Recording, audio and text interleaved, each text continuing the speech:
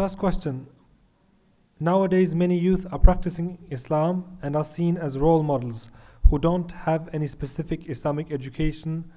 Any specific Islamic education are telling us other youth which speakers we should listen to and who we must not listen to, and sometimes go as far as calling them kafirs.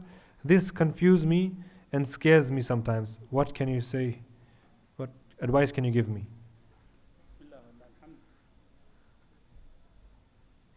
I think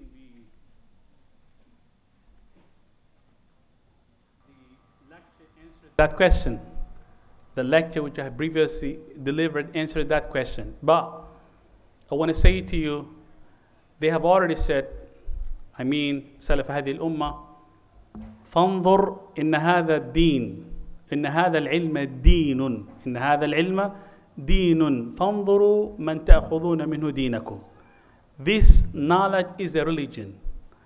Please observe and make sure those who take the religion from.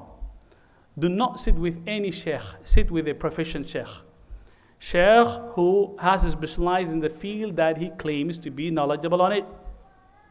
Sheikh who, whenever he gives a lecture, whenever he gives, any speech, whenever he gives, he's doing this out of sincerity, even though this can only be measured by Allah subhanahu wa ta'ala. And his methodology, way of teaching, and whatever he passed to the ummah is something that goes hand in hand with what was inherited from the predecessors of the ummah. I don't have a long list saying that listen to this sheikh and do not listen to this sheikh. Because we have got thousands of shuyukh, thousands of scholars. But I want to just give you some, the criteria by which you could differentiate between those who are mubtadi'ah and those who are not. Those who are the real practicing scholars and those who are not. If you see when the sheikh writes or speaks or teaches that he upholds to the Quranic verse, know that this sheikh is somehow concerned with the Quran and could be a person who deserves to be listened. Second thing, he should be knowledgeable on the hadith. The third thing is not that what he studied, something which is superficial, but he knows the depth of the knowledge. The fourth thing is that what he conveys to the people, he should do that for the sake of God.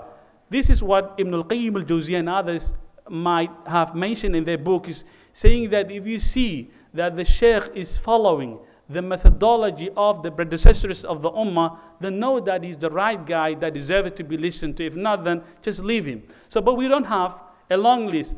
Yes, there are now many different webs which have been exclusively designed for the sake of giving knowledge to those who are interested in. Yes, we know the names of those who are ulama who could be listened to, like bin Uthaymeen, like bin Baz, like others, like some of those speakers who came to you, they have got their own webs. You can listen to them and you can ask them questions.